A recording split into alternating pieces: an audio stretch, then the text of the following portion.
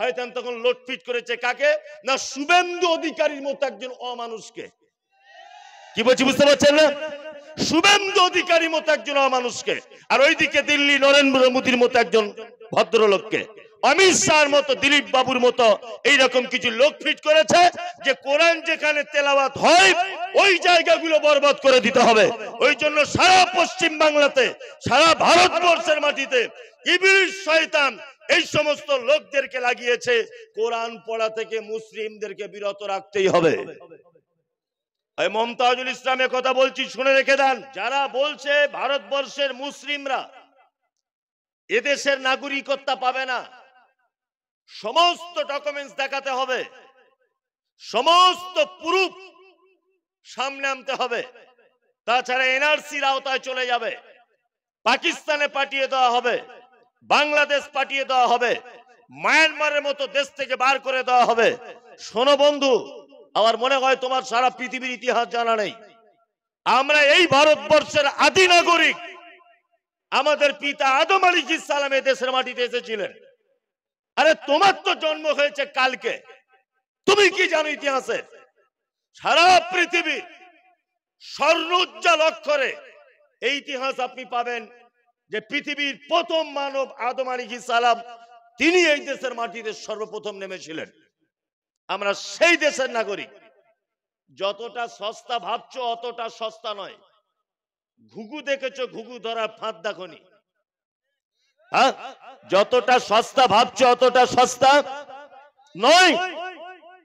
আমাদেরকে তুমি বলছো নাগরিকত্বের প্রমাণ করতে, তোমার নিজেরই নাগরিকত্ব ঠিক নাই। হ্যাঁ, আমরা এই দেশের আদি নাগরিক। আমাদের উত্তরসূরি, আমাদের আদি পিতা আদম আলাইহিস সালাম, তিনি এই দেশের মাটিতে এসেছিলেন সর্বপ্রথম। এবার জিদ্দাতে নামলেন হাওয়া, দুজন দুই ঢাক থেকে দোয়া করছেন। কি দোয়া করলেন? রব্বানা যালামনা আনফুসানা ওয়া ইন লাম তাগফির লানা ওয়া তারহামনা লানাকুনান্না মিনাল খাসিরিন। আল্লাহ,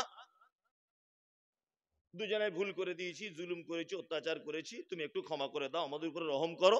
বারবার যখন এই দোয়া করছেন, আল্লাহ তাআলা গফুর রহিম, ক্ষমাশীল বড়ই। তিনি বললেন ঠিক আছে আদম আর হাওয়া, তোরা যখন দুজন এত বড় অনুতপ্ত হচ্ছিস, দুজনকে ক্ষমা করে দিলাম, দুজনকে ক্ষমা করে দিলেন। আল্লাহ সুবহানাহু ওয়া তাআলা আদমকে বলছেন, আদম, তোমাদের দুইজনকে এবার পৃথিবী নামক একটি জায়গাতে পাঠাবো। এই ইতিহাস সহজে আপনি শুনতে পাবেন না। আউযুবিল্লাহ কেন পড়তে হয় সেটা বলছি আমি, আর কেন বলছি এটাও বলবো, তারপরে বলবো মানুষ সৃষ্টির রহস্য কি। এবারে আল্লাহ তাআলা বলছেন আদম আর হাওয়াকে পৃথিবী নামক জায়গাতে যেতে হবে। আদম আলাইহিস সালাম মনে মনে ভাবছেন যে পৃথিবীতে যাব, ঠিক আছে, সমস্যা নেই। আল্লাহ তাআলা বলছেন ভয় নেই, সঙ্গে কে থাকবে? মিস্টার ইবলিস, ও আবার থাকবে। তখন আদম আলাইহিস সালাম মনে মনে ভাবছেন যে একবার তো জান্নাত থেকে বার করে দিলে শয়তান আমাদের চক্রান্ত করে, আবার ও যদি আমাদের সাথে থাকে তাহলে কি বিপদ না হবে, কি যে সর্বনাশ করবে আবার। আল্লাহ তাআলা তখন বলছেন, শোনো, তোমাদের দুইজনকে পৃথিবীতে আমি এমনিতে পাঠাবো না, তোমাদের দুইজনের জন্য একটি কিতাব থাকবে। এই কিতাব অনুযায়ী যদি তোমরা দুজন পৃথিবী নামক জায়গাতে জীবনযাপন করো, তাহলে ইবলিস শয়তান তোমাদের আর কোনো ক্ষতি করতে পারবে না। আর এটা ইবলিসও শুনেছে। আচ্ছা, কিতাব, কিতাবের 12টা বাজাবো, কিতাবে যা লেখা আছে সব পরিবর্তন করে দেবো। আচ্ছা বলুন, এবার একটা কথা বলি, আদম থেকে নিয়ে ঈসা আলাইহিস সালাম পর্যন্ত পৃথিবীতে যত নবী এবং রাসূল এসেছিলেন, এবং যে সমস্ত নবীদেরকে কিতাব দেওয়া হয়েছে, যত সহিফা দেওয়া হয়েছে, প্রতিটা সহিফার কোন অস্তিত্ব আছে? আছে? নাই। আপনারা জানেন আমাদের নবী মুহাম্মদ সাল্লাল্লাহু আলাইহি ওয়াসাল্লামের আগে যে নবী এসেছিলেন তার নাম ঈসা আলাইহিস সালাম। ওনাকে একটা কিতাব দেওয়া হয়েছিল, কিতাবটির নাম কি? ইনজিল। বর্তমান খ্রিস্টান ভাইরা যেটাকে বাইবেল বলে চালায়, এই মুমতাজুল ইসলাম আপনাকে ইতিহাস বলে দিয়ে যাচ্ছি। পবিত্র আল কোরআন অবতীর্ণ হয়েছে আরবি ভাষাতে। ঈসা আলাইহিস সালামের উপরে যে কিতাব অবতীর্ণ হয়েছিল ওটা আরবি ভাষাতে নয়, ওটার নাম ইয়ারমিক ভাষাতে। পরবর্তীতে ট্রান্সলেট করা হয়েছিল হিব্রু ভাষাতে। সারা পৃথিবীর একটা জাদুঘরে, সারা পৃথিবীর কোন দামি কক্ষে আজও পর্যন্ত সেই ইঞ্জিল ইয়ারমিক ভাষাতে এক পিসও দেখানো যাবে না। বর্তমান খ্রিস্টান ভাইরা যে বাইবেল ব্যবহার করছে আর বলছে এইটা সেই বাইবেল যেটা ঈসা নবীর কাছে আনা হয়েছিল, আই মুমতাজুল ইসলাম বলছি ওটা ওই বাইবেল নয়। বর্তমান যে বাইবেল খ্রিস্টান ভাইদের কাছে রয়েছে এটা খ্রিস্টান যাজকদের নিজস্ব তৈরি করা বাইবেল। ওই বাইবেল আজ আর নেই, ওই বাইবেল পরিবর্তন করা হয়েছে।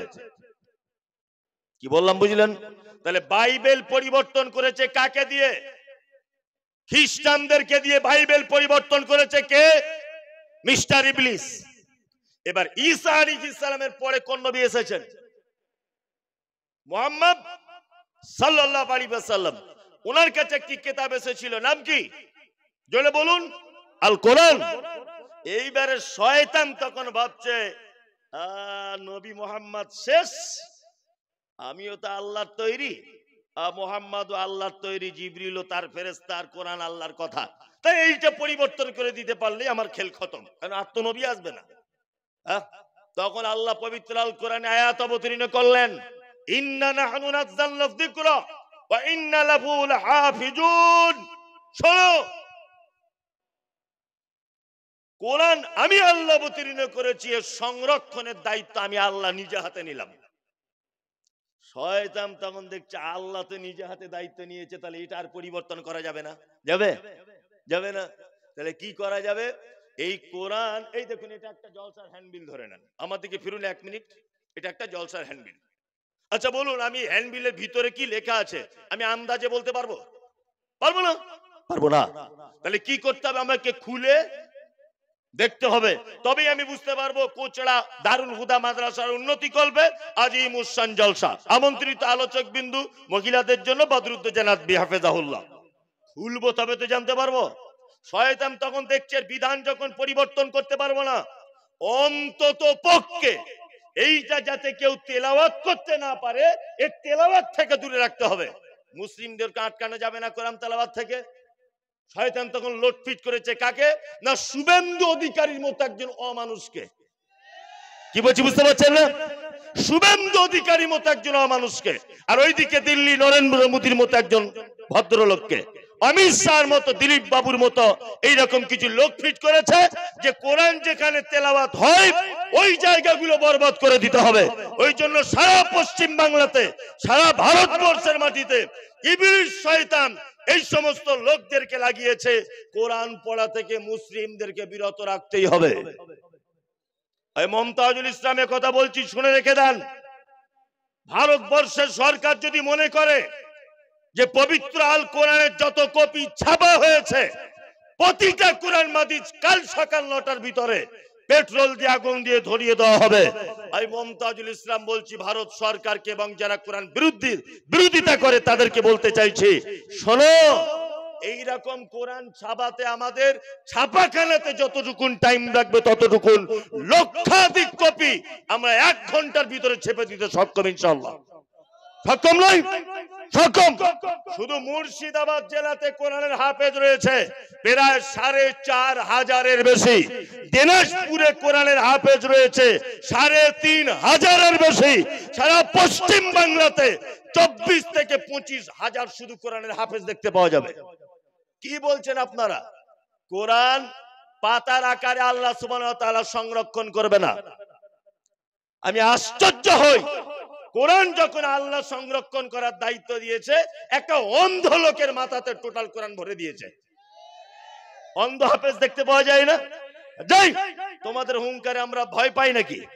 হ্যাঁ, তুমি কোরআন পুড়িয়ে দিলেও কি, আর রাখলেই কি, আর থাকলেই কি? ওই জন্য দেখবেন শয়তান এদের কেমন চুলকানি করে দিয়েছে। আমি আশ্চর্য হচ্ছি, মুর্শিদাবাদ একটা মাদ্রাসা আছে বহরমপুরের পাশে, তার নাম সলুয়া মাদ্রাসা। সলুয়া মাদ্রাসায় কিছুদিন আগে রিপোর্টাররা গিয়ে বলছে যে মাদ্রাসায় আল কায়দার জঙ্গি গোষ্ঠী। আচ্ছা বলুন তো, মাদ্রাসায় নুরানি কায়দা বলে একটা বই পড়ানো হয় না? হয়। হারামখোর বেঈমান বিশ্বাসঘাতক গদি মিডিয়া ওই নুরানিটা বাদ দিয়ে লিখে দিয়েছে আল কায়দা। কি বলছি বুঝতে পারছেন? আচ্ছা বলুন, মাদ্রাসা যেগুলো চলে কখনো হাঁস মুরগি গরু ছাগল লোক সাদাকা করে না?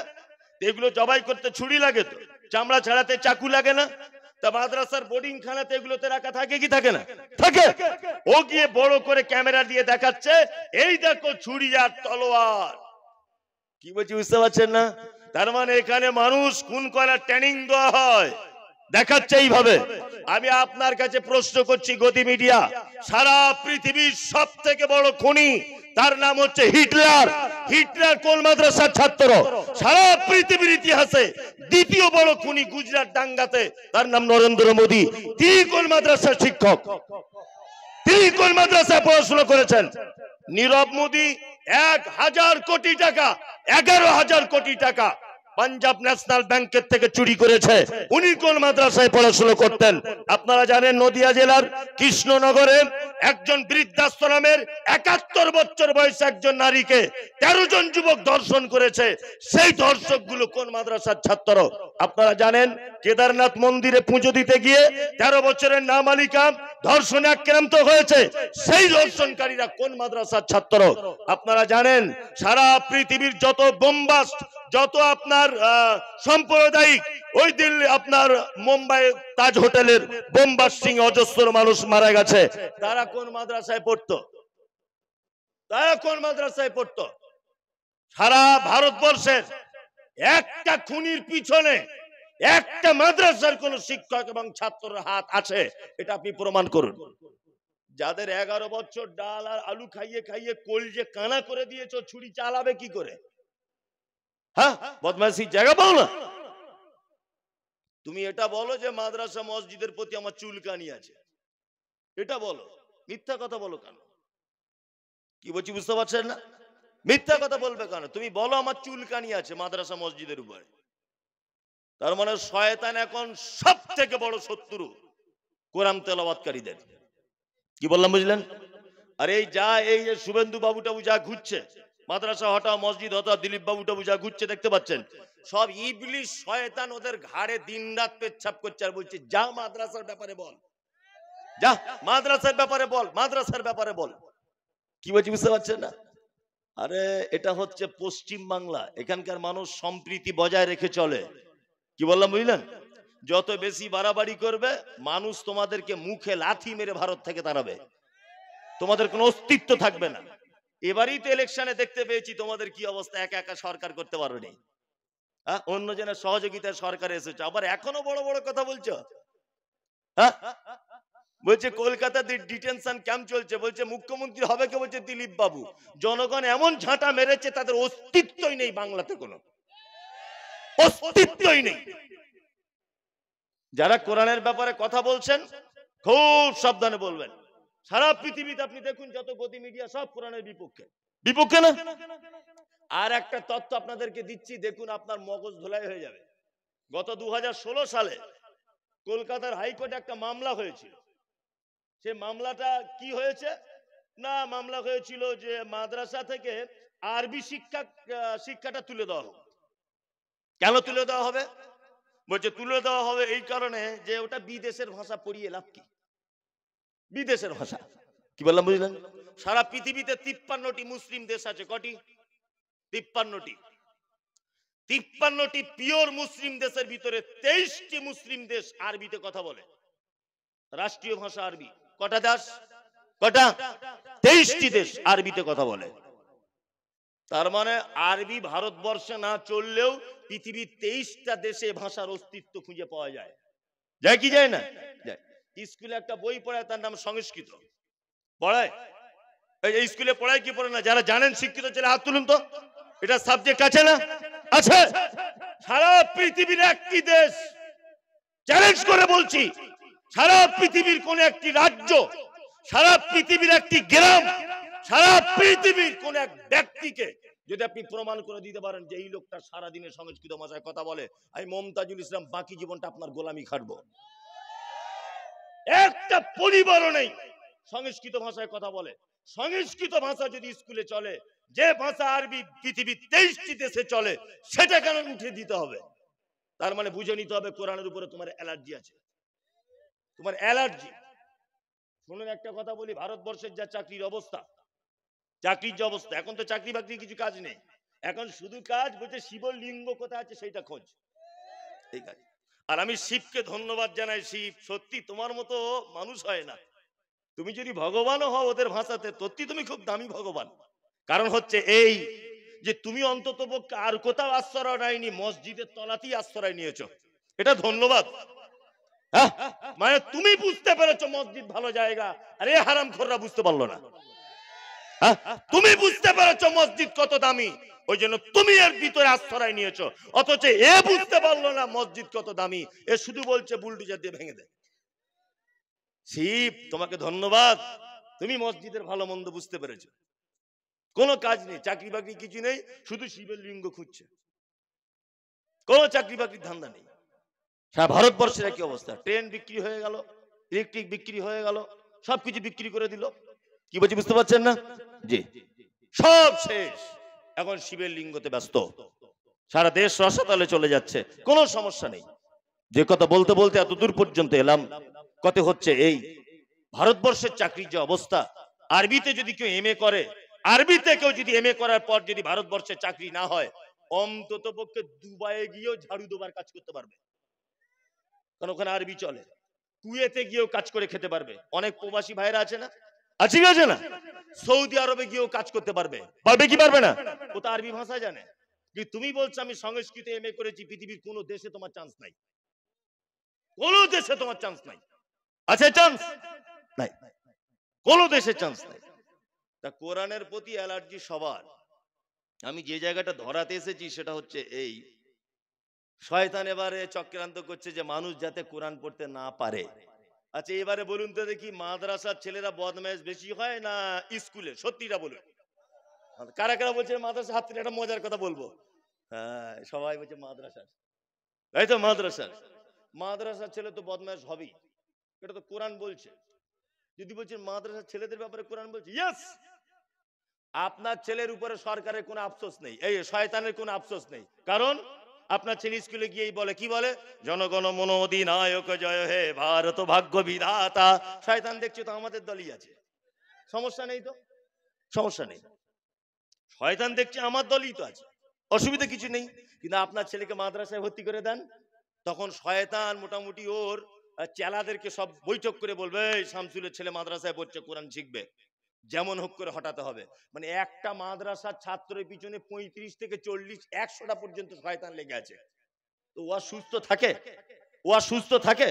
অথচ আপনার ছেলে কলেজে পড়ে দাঁড়িয়ে পেচ্ছাপ করে, শয়তানের মাথা খারাপই নাই, জানে ও তো এমনি দাঁড়িয়ে মতে, ওর ব্যাপারে আর কি আলোচনা করব? কি বলছি বুঝতে পারছেন না? কিন্তু যখনই আপনার বেটা মাদ্রাসায় পড়বে, শয়তান তখন দেখছে তো কঠিন ব্যাপার, কোরআন শিখবে, চলো পাকড়াও করো কে। শয়তান কত বড় শত্রু, আল্লাহ তাআলা বলছেন, ফাইজা কারাতাল কুরআন ফাস্তাইজ বিল্লাহি মিনাশ শাইতানির রাজিম। তোমরা কোরআন তেলাওয়াতের আগে শয়তানের কাছ থেকে পানাহ চাও আল্লাহর দরবারে। আমার মাদ্রাসায় ঘটনাটা অনেকবার বলেছি, তবে বোঝানোর জন্য বলি। আমার মাদ্রাসায় একটা ছেলে ভর্তি হয়েছে, যেদিন থেকে ভর্তি হয়েছে, আমি কলকাতা, আজকে মতিউর রহমান মাদানী সাহেব কলকাতায় আছেন, ওখানে কোনো একটা ওনার সঙ্গে জরুরি কাজের জন্য ভোরবেলাতে ওনার সঙ্গে দেখা করেছি কলকাতায়, তারপরে বাড়ি এসে জুম্মা পড়েছি, তারপরে এখানে এসেছি। আমার মাদ্রাসারই ব্যাপারে কোনো একটা কাজের জন্য মাদানী সাহেবের কাছে গিয়েছিলাম, যাই হোক উনি ডেকেছিলেন। তা মাদ্রাসায় একটা ছেলে ভর্তি হয়েছে, আহ, যেদিন থেকে ভর্তি হয়েছে সেদিন থেকে তো কঠিন ব্যাপার। আরে বাবু তোর কি হয়েছে? পেটে লাগছে, পেটে লাগছে, পেটে লাগছে। আমার শিক্ষকদেরকে বললাম ওকে একটু হসপিটালে দেখিয়ে দাও তো। হসপিটালে দেখিয়ে দিয়েছে, তাও সারে না, ও করেই যাচ্ছে। আমার একদিন খুব বিরক্ত লেগে গেল, আমার স্ত্রীকে বললাম বোরখাটা পড়ো তো, আর গাড়িটা বার করি। আমার স্ত্রী, ও তো বাচ্চা ছেলে, এখন আমার স্ত্রী, মেয়ে একটা লাগবে, যদি হসপিটালে ভর্তি নিয়ে নেয় তোকে থাকতে হবে, মায়ের জায়গাটা পূরণ করতে হবে নার্সিংহোমে বা হসপিটালে। তো আমার স্ত্রীকে নিলাম, তো ওনার ছেলে আমার মাদ্রাসায় পড়ে, সত্য মিথ্যা ওনার ছেলেকে বা ওনার কাছ থেকে শুনতে পাবেন। তা মুর্শিদাবাদে বাড়ি ছেলেটা, হসপিটালে ভর্তি করে দিয়েছি, সিলাইন চলছে, সিলাইন 1 বোতল সিলাইন টানাও হয়ে গেছে, তবু করেই যাচ্ছে। ডাক্তার এত ইঞ্জেকশন দিচ্ছে। তা আমি, একজন মহিলা ডাক্তার, মুসলিম মেয়ে, ওর নেম প্লেট দেখে বুঝতে পারলাম। আমি বললাম, বোন কি চিকিৎসা করছেন যে ওর যন্ত্রণা সারছে না? তখন উনি বলছেন, আপনি সে মমতাজুল ইসলাম না, আমার মা আপনার খুব ভক্ত। আমি লজ্জায় কথা বলতে পারছি না, আপনাকে আমি খুব চিনি। আর চিনি যখন, তাহলে খুব ভালো হলো। তাহলে তুমি বোন একটু ভালো করে চিকিৎসা করো, আমাদের মাদ্রাসার বাচ্চা, তো বলছে স্পেশাল চিকিৎসা করছে হুজুর, এত দামি দামি ইঞ্জেকশন দিচ্ছি যা হসপিটালে দেয় না, আমি নার্সিং হোম থেকে ভালো চিকিৎসা করছি, ওর কমছে না কেন? তখন আমার মাথাতে ব্রেনটা খুললো যে আমিও তো মাদ্রাসা পড়া ছেলে, হ্যাঁ, একে কি 12টা বাজাতে হয় আমি একবার দেখি, দাঁড়া, তোর যন্ত্রণা আমি ছাড়া কেউ সহ্য করতে পারবে না। আমি ওকে বললাম, বোন অপারেশনের যন্ত্রপাতি আছে হসপিটালে, পুরাতন হোক নতুন হোক? বলছে আছে হুজুর, সব নিয়ে এসো। নিয়ে ও একদম ছুরি কাঁচি সেলাই করা সুতো টুতো সব নিয়ে এসছে, এনে ওই ছেলেটার সামনে রেখেছে থালাতে করে। তখন ওই ছেলেটা আমাকে বলছে, হুজুর কি করবে এগুলো, এগুলো কি করবে? তোর তো 1 সপ্তাহ যন্ত্রণা ভালো হচ্ছে না, ওপেন সার্জারি, মানে বুক চিড়ে দেখবে কি হয়েছে, এছাড়া কোনো উপায় নাই। তখন ও বলছে, হুজুর আমার মায়ের কথা খুব মনে করছে, যন্ত্রণা হয় নাই। মিছে কথা, বলছে মিছে কথা, আমার যন্ত্রণা আদেও হয় নাই। কি বলছি বুঝতে পারছেন না? পুরো মিথ্যে কথা। ও বলছে নিজেই পুরো মিথ্যে কথা, আমার যন্ত্রণা হয় নাই হুজুর। তখন আমি মনে মনে ভাবলাম, রে বাপ, তোর তো দোষ নয়, দোষ কার? ইবলিস। ইবলিস তোকে কোরআন পড়তে দেবে না বলে সিলাইন পর্যন্ত নিয়ে এসছে। তা আমিও যে ওর উপরের এক ধাপের, ওটা ওর জ্ঞান নাই। হ্যাঁ, আমিও যে ওর উপরের এক ঘাটের বুদ্ধিমান, ও জানে না। তোর বুক চিরে অপারেশন করে দেখবো ভিতরে কলিজা ব্যবসা ঠিক আছে কিনা। তখন বলছে হুজুর না এখন ঠিক আছে। ও এখন 4 পারা না 5 পারা হিপস করছে, আলহামদুলিল্লাহ। তার মানে জলসাতে সবাই আসতে পারবে না। কি বললাম বুঝলেন? যারা বাইরে ঘাটে ঘুরছে ওদের এক একজনের পিছনে 150 শয়তান কাজ করছে, এই একদম যাবি না, ওখানে বসবি না, গেলে দান করতে হবে, দিলে মমতাজুল আসবে বক্তব্য শুনতে হবে, ওই সাইকুল হাদিস আসছে হাদিস শুনতে হবে, একদম ওই ধারে পাশে যাবি না, তোর এইদিক মেলায় ঘোর, আমরা তো আছি, মেলায় ঘুরছে। মানে ওদের শয়তান মাথাতে পেচ্ছাপ করে দিয়েছে। কি বললাম বুঝলেন না? একদম পেচ্ছাপ করে দিয়েছে, ওদের মাথাতে লাল করে দিয়েছে। ওরা এইদিকে আসতে পারছে না কোরআনের মজলিসে। কোরআনের মজলিসে আসতে পারবে না। আল্লাহু আকবার। আমি পবিত্র আল কোরআনের একটি ছোট্ট আয়াত আপনাদেরকে বলেছিলাম। যারা দাঁড়িয়ে আছেন বসে যান, জানে বসুন বসুন। আরে কোরআনের মজলিসে বসুন। আপনার কপালটা খুব খারাপ যে আপনি বসতে পারছেন না, খুব খারাপ কপাল আপনার। আপনি কোরআনের মজলিসে বসতে পারছেন না মানে আপনার কপাল খুব খারাপ, খুব খারাপ। এই বসে যান, বসে যান, কপাল খুব খারাপ আপনার। এই বসো, এই তোমার দাঁড়িয়ে আছে, আমি কি বিয়ে করতে চাইছি এত ক্যামেরা করছো? আমি কি বিয়ে করতে চাইছি? যা বসো, এই বাবুরা যাও বসো, যাও। আরে এখানে বসো, এখানে এসো, এখানে এসে বসো, এখানে বসো, দরকার হলে দাঁড়িয়ে থাকো না, কোরআনের মজলিসে দাঁড়াতে নেই। আর আপনারা একটু তাড়াতাড়ি করে চলে যাবে না, তাহলে আমার ছাড়তে সুবিধা হবে। তাড়াতাড়ি করে চলে যাবেন উঠে। এবারে ফিরুন এদিকে। আমি বলেছি মানব সৃষ্টির রহস্য কি। প্রথমে আমরা জানবো যে আল্লাহ সুবহানাহু ওয়া তাআলা মানুষকে কি দিয়ে কেমন করে সৃষ্টি করেছেন। নাম্বার 1, আল্লাহ তাআলা বলছেন ফাইন্না খালাকনাকুম মিন তুরাবিন সুম্মা মিন নুতফাতিন। আমি মানুষকে তৈরি করেছি মূল উপাদান মাটি। মূল উপাদান কি? মাটি। তাহলে মাটি থেকে মানুষকে কি করা হয়েছে? সৃষ্টি করা হয়েছে। এই কথার উপরে বিশ্বাস করেন কারা? কারা? সবাই বিশ্বাস করেন? সবাই। আচ্ছা, এবার একটা কথা আপনাদেরকে বলি। আচ্ছা, আমাদের দেহের ভিতরে একটা আত্মা আছে, আত্মা আছে না? আছে। আজকে একটা রোগের চিকিৎসা করে দিই। এই আত্মাটা কি? আল্লাহর হুকুম। আল্লাহর হুকুম, তাই না? এটা আল্লাহর হুকুম। তাহলে অনেক সময় আমাদের মন টন খারাপ করে কি করে না? করে। ঋণ হয়ে গেছে, দোকানে টাকা পাবে, বড় ছেলেটার শরীর খারাপ, মমতাজুল ইসলাম বক্তা রিপোর্ট হয়ে গেছে, ও আসবে না, মনে হয় আসবে না, মনে হয় আসবে না, কমিটির লোকের মন খারাপ। মন খারাপ হয় না? তাহলে আত্মা, মন, এটা কিন্তু অ্যাকচুয়ালি আল্লাহর হুকুম। হুকুম না? হুকুম। তা এই জিনিসটা কখনো কখনো খারাপ হয় তো হয়। এই জিনিসটা চিকিৎসা কি? এটা ভালো করার চিকিৎসা কি? ধরে নেন আপনার এখানে ফোঁড়া হলো, ডাক্তারখানায় গেলেন, চিকিৎসা হলো, কিন্তু মন খারাপের তো চিকিৎসা নেই, আছে না? মন খারাপের চিকিৎসা যদি করতে চান কোরআন তেলাওয়াত করুন, কারণ এটা আল্লাহর আদেশ। মনটা হচ্ছে কি? আল্লাহর আদেশ। আর কার কথা, কার তেলাওয়াত করলে আদেশটা মানে মনটা ফ্রি হবে? আল্লাহর বাণী পড়লে, তাই না? এইবারে বলছি, মানুষ কি দিয়ে তৈরি? মাটি দিয়ে। এখানে একটা কথা জেনে রাখবেন, ইউটিউবার তোমরা ভালো করে জেনে রেখে দাও যে মানুষ অনেক সময় অসুস্থ হয়, হয় না? হয়। অসুস্থ হবার আমি অনেক কারণের একটা কারণ খুঁজে পেয়েছি, সেটা হচ্ছে এই, আমাদেরকে মাটি থেকেই তৈরি করা হয়েছে, যখন মাটি থেকে তৈরি হওয়া জিনিস আমাদেরকে বেশি করে খেতে হবে। কি বললাম বুঝলেন? যেমন শাকসবজি ইত্যাদি, এগুলো বেশি বেশি করে খাবেন। মানুষ মাটি থেকে তৈরি জিনিস খাওয়া ছেড়ে দিয়ে অন্য জিনিসের প্রতি লালায়িত হয়েছে বলে এই মাটির দেহ আর সহ্য করতে পারছে না। কি বলছি বুঝতে পারছেন? হ্যাঁ, ওই জন্য প্রতিদিন যদি মনে করেন আমি গোস্ত খাবো, প্রতিদিন আমি বিরিয়ানি খাবো, প্রতিদিন ঘি খাবো, পোলাও খাবো, প্রতিদিন আমি অন্যান্য জিনিস খাবো, আপনি সুস্থ থাকতে পারবেন না। ওই জন্য মাটিতে আল্লাহ সুবহানাহু ওয়া তাআলা যত যা কিছু তৈরি করেছেন, এই মাটির জিনিস বেশি বেশি করে খাবেন, দেখবেন আপনি শারীরিকভাবে সুস্থ থাকবেন। কারণ আল্লাহ আপনাকে মাটি থেকেই তৈরি করেছে, মাথায় রাখবেন এটা। নাম্বার 2, আমার যারা স্কুল কলেজে পড়ি, আপনার বেটা স্কুল কলেজে পড়ে, আচ্ছা স্কুল কলেজে কি এটা পড়ানো হয় যে মানুষকে মাটি থেকে তৈরি করা হয়েছে? হয়? হয় না। কি পড়ানো হয়? বানর থেকে পড়ানো হয়, তাই না? মনে মনে এগুলো মানে পড়ি আর খুব হাসি। চার্লস ডারউইন কিছুদিন আগে, বহু বছর আগে, তিনি একটা মন্তব্য করেছিলেন যে মাটি থেকে মানুষকে তৈরি করা হয়নি, বানর থেকে মানুষকে তৈরি করা হয়েছে। চার্লস ডারউইনের থিওরি। ওই জন্য দেখবেন পুরাতন ডাক্তারখানায় আগেকার দিনে ডাক্তার যারা বা এখনকার দিনেও যারা ডাক্তার, তাদের দেখবেন ওই আলমারির পিছনে ক্যালেন্ডার ঝোলানো থাকে, হেডমাস্টারের ঘরেও থাকে। ক্যালেন্ডারে দেখবেন ঠিক এইভাবে, আমার দিকে ফিরুন, একজন এরকম করে, আর একজন একটু এরকম বড়, তারপরে একজন এরকম, তারপরে একজন আছে এরকম পাছাটা আগলা, তারপরে একজন মানুষের মতো, তারপরে একজন ফুল মানুষ। দেখবেন এই ক্যালেন্ডারগুলো দেখতে পাওয়া যায় না?